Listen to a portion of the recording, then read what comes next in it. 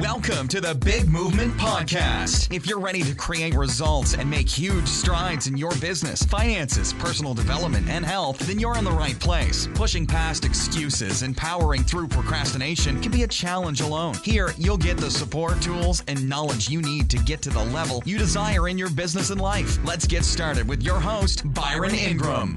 And welcome to another episode of the podcast. Today we have Halley Gray, who is the CEO of Evolve and Succeed, who she really wants you to know three main things that she can teach you to have months of clients booked in advance, that you should drink gin when reading her freebies, and about how to get booked out. So we're going to learn a little bit more about how she helps people get booked in advance and enjoying such a wonderful thing such as gin. So we're going to have a little fun in this process. So Halley, welcome. Thanks for having me, Byron. I'm glad to be here. Oh, glad to have you here, Haley. So tell me, how did you embark on this journey of helping people get booked in advance while enjoying a little bit of gin?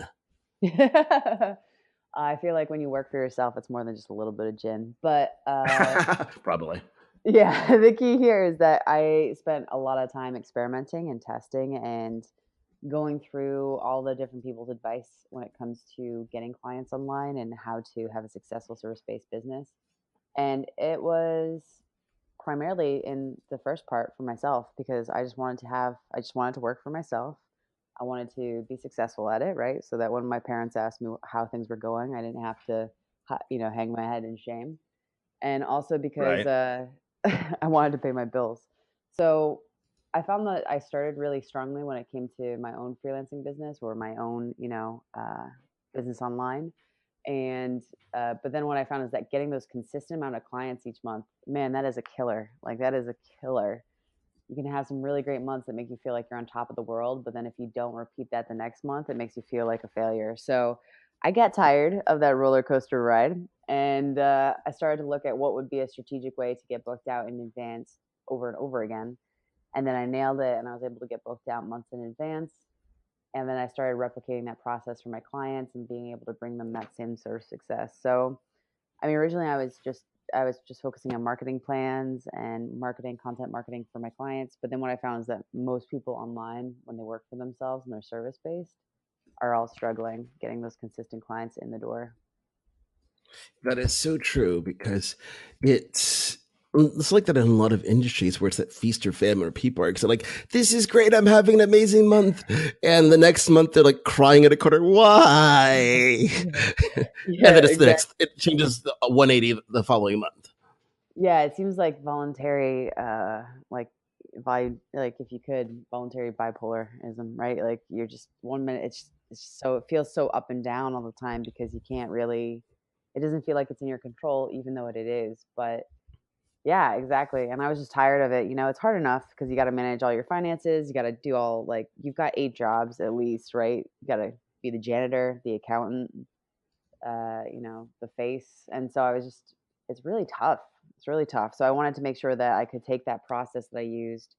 It doesn't really require a lot of consult calls, which is a big sticking point for most people. Consult calls, I find, are really not as efficient as possible for most people. There are some people who nail it every time, and they're amazing.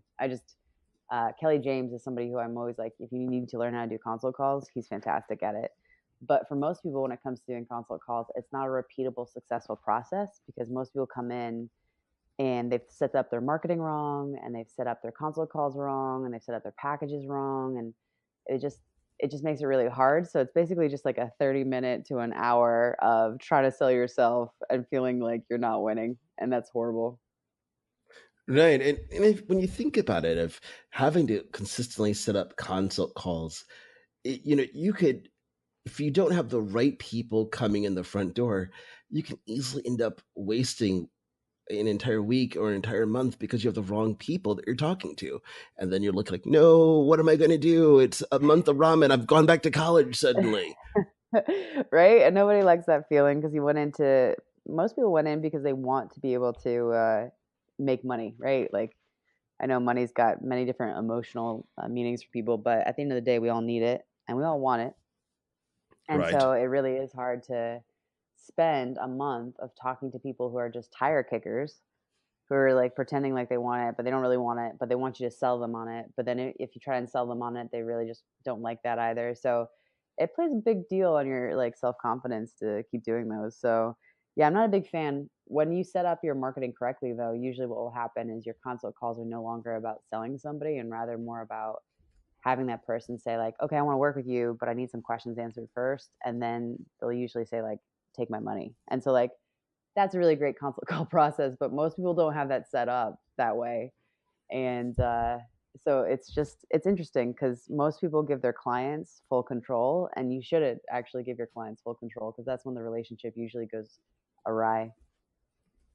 Right, exactly. You have to maintain control of it, as the saying goes. If the person that controls it ultimately wins.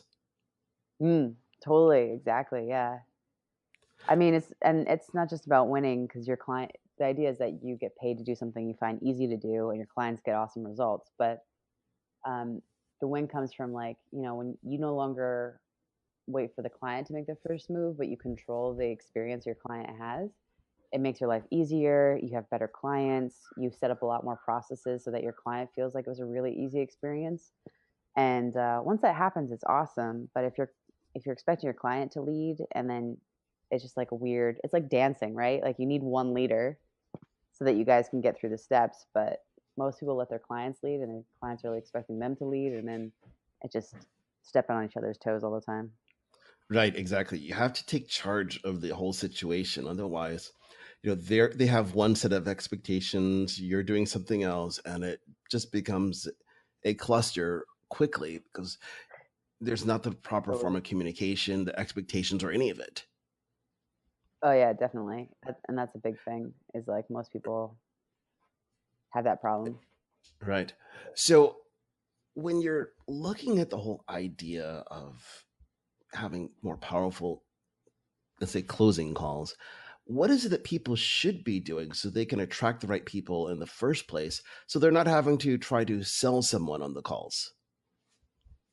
So when it comes down to it, it really relies on you need to educate somebody coming in, right? So if they're not getting educated about your services, and I don't mean like, oh, they know what a designer is. Yeah, everybody knows what a designer is, but they don't know how a designer can help them. And so your marketing is super crucial for you in particular.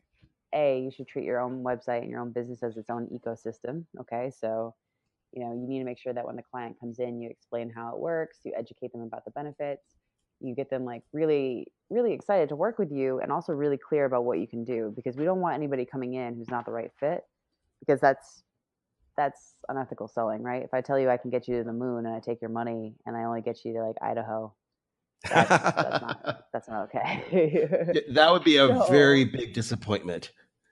right, but I mean, a lot of people approach their marketing like that. So Right. something that you want to do when it comes to travel, you're totally okay doing when it comes to being online. And so that's a really big thing. And so I believe in realistic, promises and expectations. But your marketing is really a bouncer as well as your pimp, right? So it pushes people out who are not the right fit. Doesn't mean they're bad people, but they're just not the right fit. You can't help them. It's going to cause unhappiness on both sides. And it should be a pimp in the sense that it is selling your smarts and selling your brain. It's a brain pimp, and getting people in the door to work with you so that your life is easier. So a lot of it comes down to how you're talking about yourself and your services, and particularly how you can help your ideal client on your website, which I know you hear a lot. Everybody's talking about their ideal client or avatar or customer profile. It's really important to have that person in mind. So a lot of people just have vague, what looks like copy paste websites because they've taken the content from somebody else and they're like, oh, that's what I do too. It isn't, buddy. It really isn't. So you want to make sure that's super specific on your website, and then it leads back to a sales page, which should tell people to like sign up and give me your money now if you want to work with me. Because once you have your marketing in place and it's advanced marketing, that's the thing. Like if I've got so much excitement and education and I've landed on your website and it's the perfect fit for my problems and I need it right now, then I want to give you my money. But if you go from, a vague website to vague sales page to, contact form, now the client has to actually get on with you one-on-one and talk to you in person to find out all the information that you could already be putting on your website. So I'm a big believer of not sending people to consult calls. A lot of my students always have trouble getting around that idea because they're like, but I need to talk to them. But you don't, because everything that you're going to say to determine if this person's a good fit or a bad fit, you can get done on your website and do it to 1,000 people instead of doing it to like 10 people every week. So And why make it harder for everybody? exactly. And that is powerful because I think this is where people struggle at so much is there's that need and desire to help everybody. If I had $1 for every time I've heard someone say, but my product or service is for everybody, I could, like, I don't know, buy a Maserati in cash or something like that. Yeah, exactly. It's really easy to say that. Uh, so I really think that, yeah, you're right. It's a really, really important. It And is. but that's what most people have problems with. Like I remember saying that when I first started selling and marketing myself online. I was like, "Oh, but I could help everybody, but I can't." Like I can't help people who are snowboarders, improve tuning their snowboard. I don't know how to do that. But I Right. can help, designers, coaches, virtual assistants, project managers who are online looking to get clients online on autopilot instead. So, like that to me is something that a lot of people overlook is that, yeah, okay, maybe you could help people, but I doubt it because that would require you to be great at everything. And most human brains are only good at like one to two things tops. Right. You have to focus in on specifics. And that's where, for some people, there's that fear of missing out that if they don't try to help everybody, they feel that they're going to lose out. But it's the exact opposite. When you're trying to help everybody, you ultimately end up losing because you become another face in the crowd. You think of, I like using examples of doctors. People can easily, say that, oh yeah, there's, let's say, family practitioners left and right, but the people that are really known are your highly, sought after specialists because they only do one thing. That's it. If you want to see them about a common cold, they'll look at you like, are you nuts? Because that's not what they Yeah, do. exactly. Yeah, you wouldn't really want to. I mean, I know all the top freelancers I know, and I say freelancers, even though the person who I work with doesn't like to identify as a freelancer. They identify as a business owner online, but it's a freelancing model. You're selling your services to clients, and it's awesome. It's the best business model I've seen out there because it's a great way to start online. You have a lot of potential there for your income. You get to set your own hours. So, like, when it comes down to it, this model is the best way to get started with learning how to own your own online business. But the key here is that most people, yeah, they're afraid to be specialists because they're afraid that if they go wide or if they go narrow, they won't have enough clients. But if they think about it and you put it into numbers, you only need like 10 clients to be booked out for the year, probably. You don't need that many people. So, really, instead of doing it so broadly and trying to help, tame sharks as well as be like a penguin tailor, as well as be like a snowboard tuner, why not just pick one, specialize in it, make your life a shit ton easier, and then no longer need to worry about all the stuff you don't know and only do the stuff that you find really easy and really easy to deliver. Right. That's so true because I think where people go wrong is they don't have a defined outcome, in their life. So they're thinking, well, I need tons and tons of clients. But if you're charging what you're worth, and like you said, someone might only need 10 clients. So then all of your marketing has to go around to how do you attract the 10 clients? And then how do you maintain a constant level of that number? Yeah, I mean, and it boils down to three things. Like, first one, it should be your website's going to be your biggest salesperson. The second one's going to be you need to have an amazing client experience. And I mean, like a really excellent one. And most people don't think about that at all. They think, oh, I got the money now, so I'm good. These clients will be fine if I just deliver the work. No, no, they won't. Right. I've met some really talented people who were really fun to work with. And I was like, no, thank you. No more money for you. I don't, even though you're amazing, I can't do this again. So that's another thing. And then the last thing is that you need to have like a system in place, a back end system in place where you have the confidence and you have your technology, particularly your newsletter, right? Your email marketing, to have people coming in and being sold on your services without you being there, right? So that ends up becoming something where every subscriber who has signed up to your newsletter knows what your top level package is, knows what your middle level package is, knows what your like entry level package is, And if they haven't bought it or signed up for your wait list, they're just scrubs, right? And as we know, as TLC says, holy TLC, we don't want no scrubs. So a lot of people Right. on your list are going to be people that you don't need to worry about. And that's where people like a lot of emotional energy is lost, because people are like, oh, they unsubscribed. All right, well, but you don't know if they were going to buy or not, right? Like if they haven't signed up to work with you, or if they haven't signed up to work with you in the future, then who cares? They're just tire kickers. And so those are the people who probably you would have spent at least 10 hours out of your week every week doing consult calls with, because they just want play around with your feelings. Exactly. That's the key to it all. It's people don't necessarily look at the right numbers. And, I'm a fan of, if people are not going to buy from you, why have them on your list? Get them off of it, because you're paying for it. So why go down the road? It's kind of funny when I think about it, the number of people that you'll see out there that fall into the quote unquote gurus say, well, oh yes, I have this big, massive list out there of hundreds of thousands of people or whatever it is. But in reality, if you were to look at the people that are truly engaged, it would be a small percentage of that. So do they really have a massive list? No, I mean, list size is really what you make of it. So, but we all get a certain misinformation when we come online, and you can't really, when you're learning how to be a scientist, you can't really tell what's good science or what's bad science till you have the experience. And so we rely a lot on other people telling us what's important, what's not important.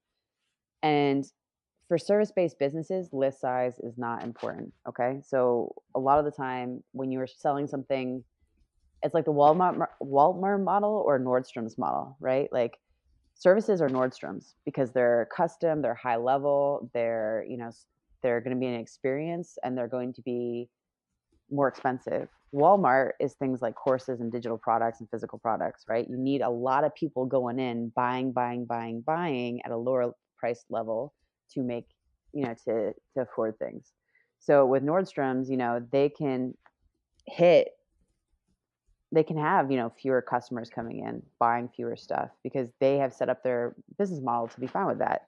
So if you think about it in the same way that you think about your newsletter, if you're a Nordstrom's, a service-based business, you can make a lot more money from fewer people because you've set up your business that way. And so you don't need thousands and thousands of people coming in every day buying stuff. You only need, maybe 1,000. Same thing, and Walmart to like hit their numbers that they need to hit will need thousands of thousands and thousands of people going in. So when people think about it that way and they start qualifying their information, you don't need to follow that whole list building advice for a service-based business, because that's reliant on how you treat people, maximizing your connections, talking to people and giving them value, really putting time into developing those client experiences. And so that to me is where the danger comes with being online, is that you don't need to follow that advice because that doesn't apply to your business model. And so, yeah, list building to me is something that you totally need to do if you're looking to long-term scale it up, either into a agency or into a course-based business or a product-based business or whatever you want to do. But right now, this is the easiest business model you can do. And you only need to know like 100 people online if you have 10 people that you need to work with for the year to be booked out. And so once those numbers start getting put out there, people have a lot easier time to understand what works and what doesn't. But that was my rant, because I hear that all the time. Well, it's important because too many times people, they subscribe to the wrong methodology, that if they're just getting started in their business, instead of saying, I'm going to jump in with creating a massive group course, well, you need to first focus on attracting people to get the initial success. You can have the social proof to ultimately have the group content. But people, they don't want to do that. They see the big shiny numbers. Someone's supposed to like, oh, that's right, I made 6 figures with my course launch, but they didn't tell you the work they did prior to doing the course. Right. And usually that's dependent on, like, they've had years of it marketing online. They've had a lot of time, like they probably spent a lot of time trying to figure out the internet and market it. And so the people who I've seen who have been successful, like the big names right now, or the established names, are people like Ramit Sethi, and then Denise Duffield Thomas, and all of those big names did services first. Like that's what most people don't see. they did services first, and then they used that as a learning, as a playground to learn how to market their services and to sell them online. Like, they all had a service-based business, and then they evolved it into the next step, which was courses, and they evolved it into the next step, which might be like high-level consulting. Yeah, Right. that's where they all start. Oh There's a yeah. reason. It's just a natural thing because you have to have something to create your own process. And I think this is where people they do get lost on that. In order for you to launch a training program, you have to have some type of experience it's based on, whether it's like you worked in the corporate world or you started working one-on-one with clients, you're getting the success on a more the freelancer model, then it makes sense to transition to teach other people what you've done. But there's no shortcut. You can't just say to yourself, well, I read a book, I'm going to go teach it now. It doesn't work that way. Yeah, totally. You need to be able to prove results, and usually, for all people, that means that you need to not only prove results in the sense that you need to like test out your ideas and see what works and what doesn't, but also to get testimonials. But there's a lot of people who go and take a course and then turn around and make the course on the same thing, and it's not really helping. It's not helping people. Oh yeah. So I mean, I admire their tenacity to try to shortcut all of the hardships, but yeah, it's not a good idea because you're going to have a lot of unhappy people following you around. Oh yes. My favorite is the people that will, not that I want to go on a rant, but that's all right. I can do this. The people that they will, quote unquote, create a course. And unfortunately, if you look at the material they put in it, it's nothing that you can't get out of, let's say, watching a dozen YouTube videos for free. Yeah. So there's Yeah, I mean, there's a lot of free information out there. right. And that's the thing. It has to be if someone's going to create a product, and in today's world, because there's just so much, it needs to be something that is your spin on it. How have you made a process your own because it's based off of your knowledge, not just, well, out of all the videos I watch, this is what I think works best. That keyword being think, like, so you never tested it? No, but I hear it works. Okay. Yeah. That's like going to the a heart surgery saying, well, this is my first time seeing a heart up close. You're not in good hands, but that's what happens all the time. Yeah, agreed. I mean, I get it, but it's a bummer because I think the thing that's most disappointing is not only are they not giving themselves time, like the ability to test out their own smarts. Every human brain is a commodity, right? Like, I don't have the same brain or this because it marinates in the experiences of growing up, and it has unique synapses that fire, and it has a unique perspective. And honestly, if I could just market people's brains all the time, I'd be pretty happy because your ability to solve something and fix something and bring something unique to this world, even if it's just a unique perspective on a problem, right? Like a way to see a problem that other people don't. That's your commodity. Like that's your selling point. And so by going and copy pasting other people's brain matter and like putting it into your course and not testing it, you're actually not giving yourself the opportunity to figure out what you find easy and what your advantage is. Instead, you're just dialing it in. Exactly, because when people just copy what they're doing, they're no longer trying to stand out in a crowd. They're just another face in a sea of people. And then they wonder, well, how come they're not getting the results they want? Well, they're just like everybody else. There's nothing that makes them distinguishable. So it's important that people look at their experience and ask, what is it that I do differently than everybody else based on my experience? Totally. That's exactly right. And so it's interesting. well, it's a natural thing because then it makes it easier to market yourself because then here's the clients that you want to work with, and then you can be able to stand out to them because you can say, hey, I've been there right where you are. Like, oh, I like to jokingly say that no matter how much I might know about marketing and building a business, I have zero idea or concept if someone was to say, well, what is it like for someone to do it as a single mom? Like, I don't know. For starters, I'm not a mom for obvious reasons. Yeah. Like, don't have that equipment, and there's no kids around. So, yeah, can't tell you. So, yeah, and I mean, why not have somebody who has done that and has that background figure it out? But I mean, if it gets results for one person, it's going to get results for another person if, you know, if you qualify it. Right. Like our, yeah. Exactly. It's all about that qualification and realizing you want to be a big fish in a small pond versus a big fish in a large ocean. And because when you're in a large ocean, guess what you find suddenly there's predators, and you don't want to be someone like, I'm doing great. And oh, what's this big shadow? Yeah, that's called a shark, and you're about to become someone else's lunch. Exactly. And that's not going to be a great experience. No, like it was going so well, then everything became dark, and then there was silence. Like, yeah, Yeah, that's not what it's you the dark want. side of Finding Nemo. Right, exactly. Like, look, we found Nemo. Oh, look, there's Nemo on a sushi plate. That doesn't really work, right? Delicious. Yeah. Now, just in case anyone's listening, that's right. There's nothing against Nemo, but occasionally you have to add in a little humor. So we found Nemo, and he just didn't make it as far as he would have liked. Yeah, Nemo didn't make it, guys. Not this time. Right. This time. Like, didn't quite make it. Just didn't swim fast enough. Sorry. So when it It was comes, bad advice anyways. yeah, exactly. Just don't go down that route.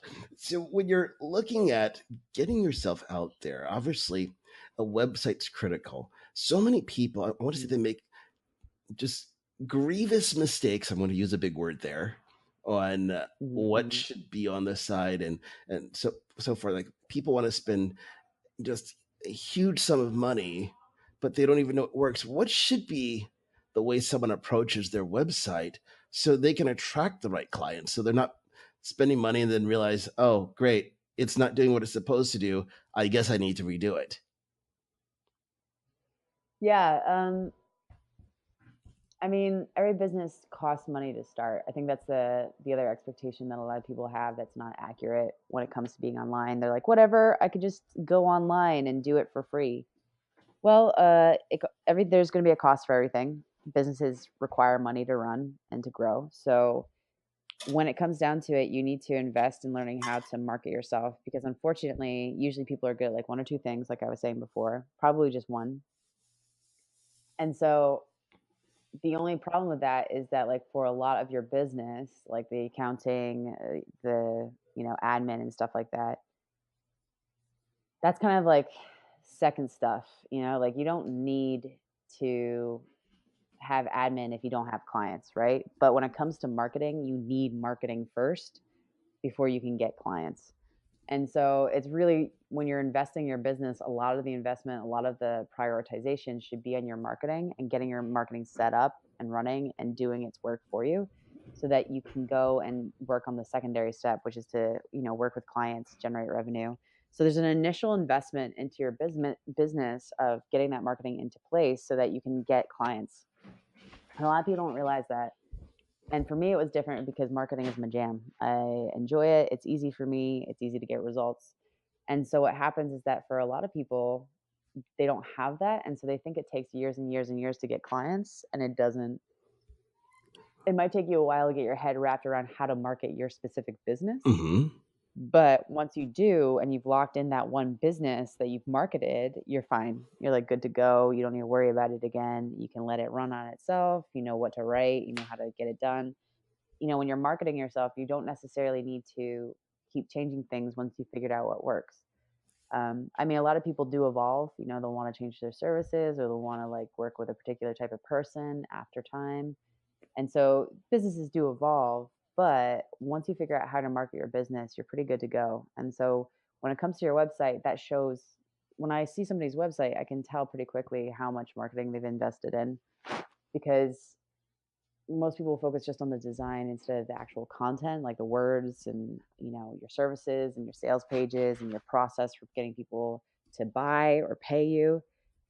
And so that to me is like something that most people they don't understand, and that's the thing that you should invest in first because your website's just going to be a reflection of how much marketing, what level of marketing you're at, like beginner, advanced, intermediate, and that's really the crucial part because your website is a pretty big factor when it comes to booking clients.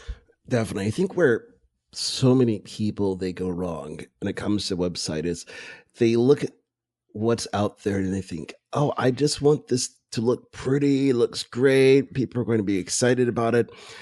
You're not designing a wine label, and that's the way people Mm. view it. You have to think about, if these are the clients that you want to attract, what is it that's necessary to get them to say yes? And then you build your website around that. So if you think of, okay, well, if you need them to opt into something, or where should that be at? Okay, what type of content you need to have? So all of it becomes that experience. So then once you have everything, okay, now you can slap a good coat of paint on it and make it look great.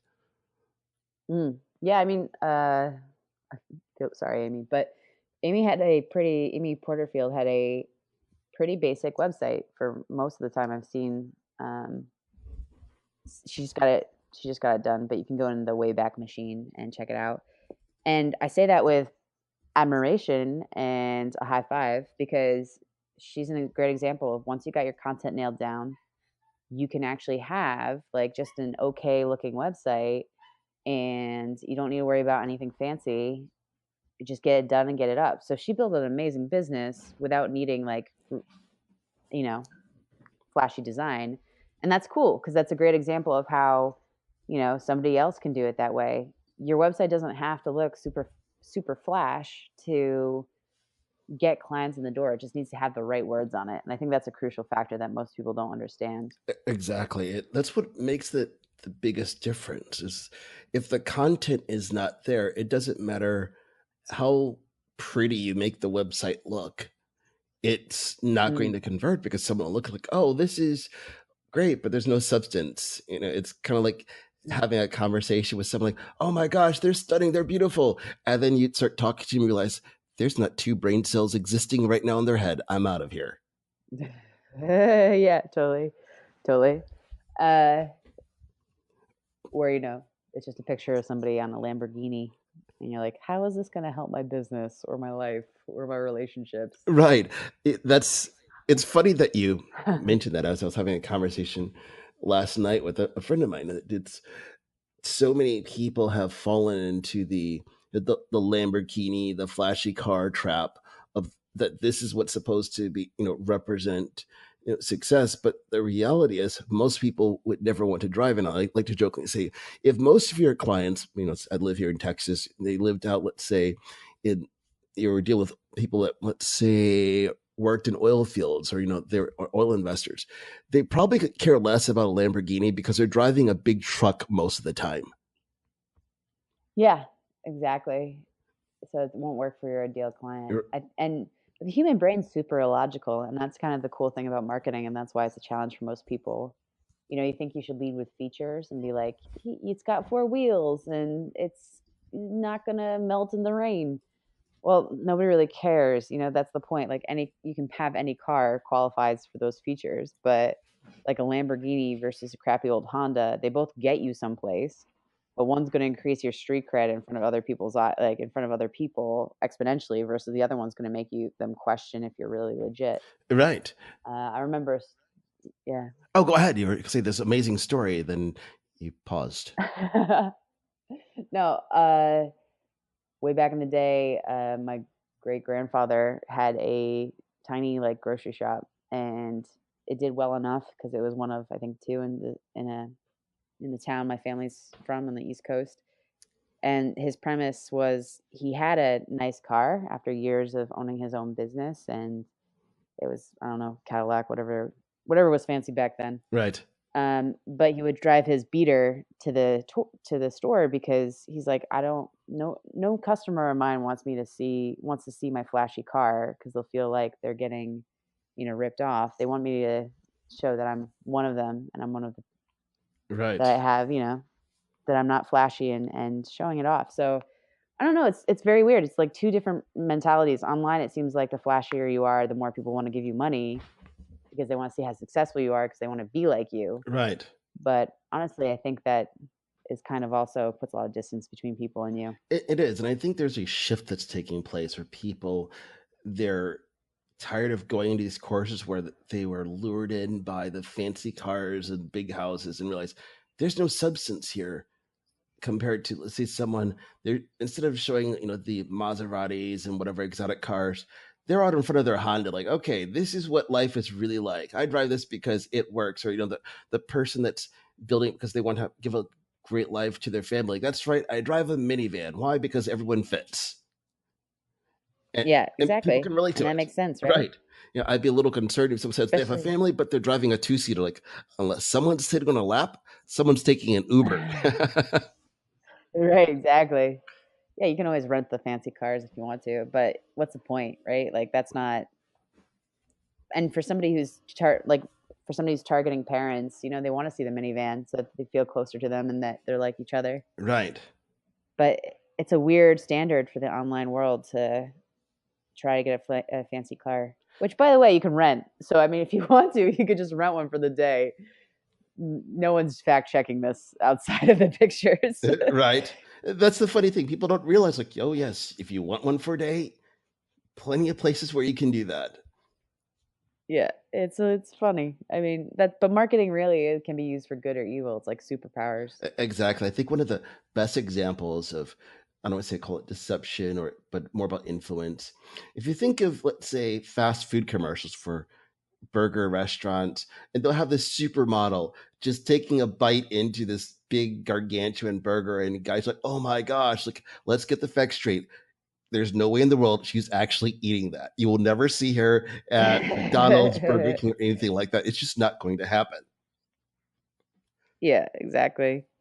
I mean, I don't know. I don't know. I'm not a supermodel, but I assume that's true. Wait, you're not? No, right? Oh God, I hope there's a supermodel who can eat hamburgers. She would be ultra cool. Yeah, like, I thought that was like in the description, like, okay, Halley is a supermodel. Oh no. Only in the brain. Only in the brain. Hey, that works. So obviously, the website's important with marketing, but I think where one of the other areas that people truly struggle at is, where do they market themselves? Because, there's this big sea of information. People will say, oh, just create content, get optimized, you can find on Google. And some people like, oh, just hang out on Twitter. And, the list goes on and on. What have you found to work best for your clients to attract the people they want to work with? I mean, social media plays an important part, but instead of trying to get the most followers possible, it's about instead creating real relationships and providing value. So a lot of people have the same opinions, a lot of people have the same posts, a lot of people have the same generic, content everywhere. So it's really important that when you're going on social media and you're spending time on there, first off, pretty much any channel right now has live video. So get on live video because that's going to help them trust you more. And that's going to give you the skills you need to run webinars in the future and to basically live video is just really important because it forms a connection with other people and they trust you faster. So that's important. And then being on social media, it's important to say specific things for your specific person. And what I mean by that is, anyone would say like make money online, but A, that sounds super spammy, and B, that doesn't qualify your advice. It's not specific enough. So what I would say is a lot of people need to be more specific online, and there's plenty of clients out there if you are specific. So, if you say you're going to help people take their live video and then turn it into, 5 social media posts and a blog post, there's a specific need for that, right? Right. And if you're hanging out with those people already in Facebook groups, which I know those have closed down, but they'll be back, so don't worry. Right. Then you're going to get a lot more traction and a lot more clients than if you just said you were, a general VA. Right. It's funny that you mentioned in terms of the Facebook groups shutting down, because I noticed that there's a bunch of people that did that, and of course you have some people thinking, oh no, it's the death of groups. I'm looking as congratulations, there's that much more opportunity to attract the people you want. Yeah, exactly. And everything has waves online. Oh yeah. Podcasts, webinars, Facebook groups, Twitter chats, everything has phases. And the internet's attention span is so short, everything seems new again. Right, exactly. It's all about, you have to focus on the long term. And that's where I think people struggle at is, referencing live video, that in the beginning, sure, you might only end up with just a couple people watching it. But the more you're consistent at it, then it gets better and better. Like over time, yes, you're going to end up with a massive following, but it just doesn't happen overnight. Yeah, exactly. And I think that's the hard part is that we have this expectation. It is, but you don't need a massive following. I mean, unless you want to be somebody who's a personal brand, which I don't, you know, if you're going to stay as a freelancer, then do a personal brand. But when it comes to having those large numbers, they're vanity numbers again. You don't need them, but you want them because it makes you feel validated, right? So you don't really need massive numbers. You don't need to be online on social media all the time unless you want to do things like my Mediology is a brand ambassador. She's amazing and she is online all the time. Her sister Maya Elias is also another person who really rocks social media and being a personal brand. They're two that I would really recommend following and looking at because they do it really well. But you know, you don't have to do it like them if you don't want to. Those two really have aced it and mastered it. But you can have a small social media following. Like, you know, there's freelancers I know who aren't known as social media stars who are making six figures. You know, they're making a lot of money because they work with their clients, they do a great job, they nurture their relationships, they have their website nailed in or nailed down. And that's it. They don't need to be on social media all the time. So it comes down to what you want. Right, exactly. I think that's where so many people have to focus in on that, who they need to ultimately attract. A book that I read recently, which I thought truly epitomizes this, it was called Relentless, and it was Mm-hmm. written by a person named Tim Grover, and he was the personal trainer, the person who really was behind the scenes to essentially help like Michael Jordan become the success that he was by improving his in terms of his strength training. And then he was also behind a lot of highly successful NBA players and this other sort of athletes through various sports. But the thing is, Mm-hmm. for the longest time, the only people who knew who he was were high end athletes. That's it. Yeah, So, even today, if you look at it, most people don't know who he is. But the thing is, the people who are his ideal clients, they will call him in a heartbeat once they're injured and they have to get back in the game because he's dialed into exactly who his audience is. So it just goes to show that you don't have to be everything to everybody based on your business, because sometimes you just need to have the right people know who you are, and that's it. yeah, totally. I mean, Pharrell Williams is the same, Right. right? He was always the man, like, he was always the reason why so many great songs were being made. And just recently, he's come to the front with, you know, his own personal brand. So that's cool because he's already super talented. He utilized that to a lot of his connections to, I imagine, make it a lot easier to move it to the front where he's amazing. Right. But, you know, being the reason or being behind other people's success is really powerful It is indeed. because yeah, it opens a lot of doors and a lot of people I've met who want to do this online business. Like there's some people who are really attracted to the idea of I want to be at the front, I want to be the person whose face is known, like I want to own my business and lead it and be a personal brand. Right. But a lot of people who come online just want to do what they find easy and get paid. So like there's a big disconnect there because those people are really desperately needed and the fact that you don't want to go and become like a big personal brand and personal face means that you know people can rely on you, they can trust you to keep like performing the same services over and over again, which is really important. Right. And it's vital because when you look at, you know, major brands out there, they all have teams of people. You'll never know who they are, but they're the genius behind getting Yep, them out there.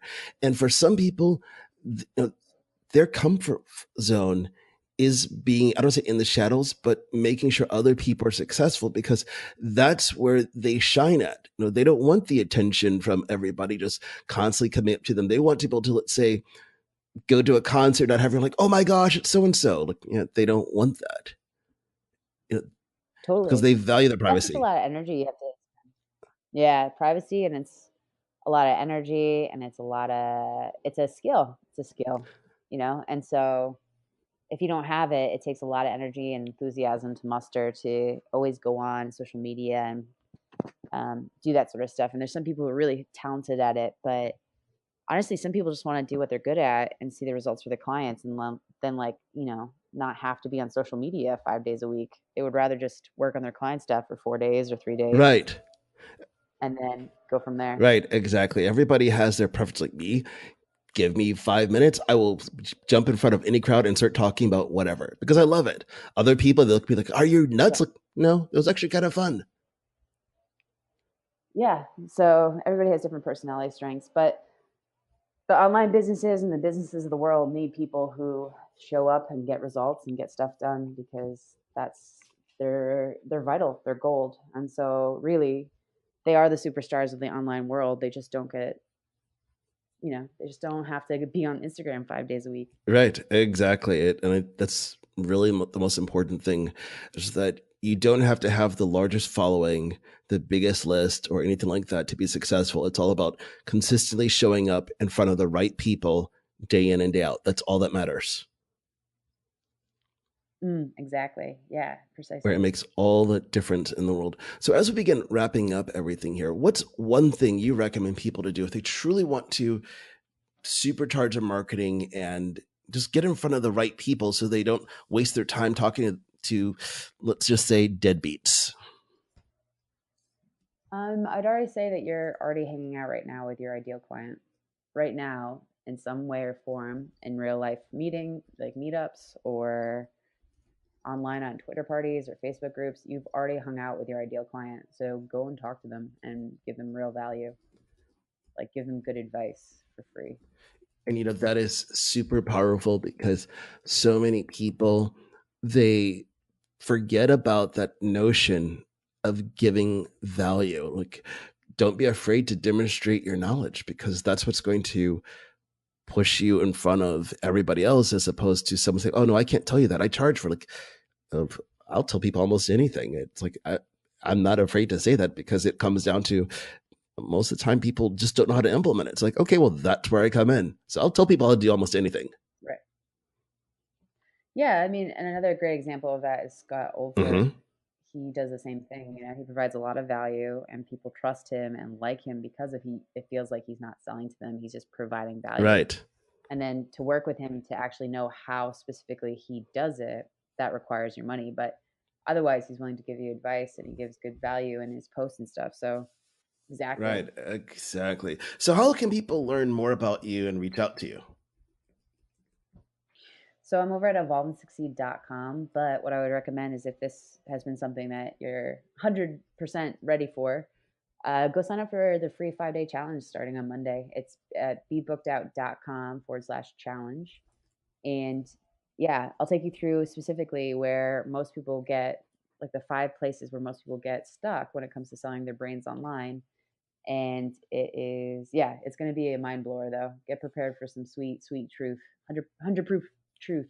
100 proof truth. That is a tongue twister. You gotta love those. Yeah, it is. Definitely. So awesome. Well, thank you once again for coming on and sharing your wealth of wisdom today, Haley. No problem. Thanks. Oh, you're welcome. Thanks for listening to the Big Movement Podcast today. And be sure to subscribe so you don't miss an episode. Now that you've surely been inspired to take your entrepreneurial career and business to the next level, you can stop by the website and get more. And if you're ready to boost your business brand, be sure to grab your free report, 7 Easy Steps to Build Your Brand Today.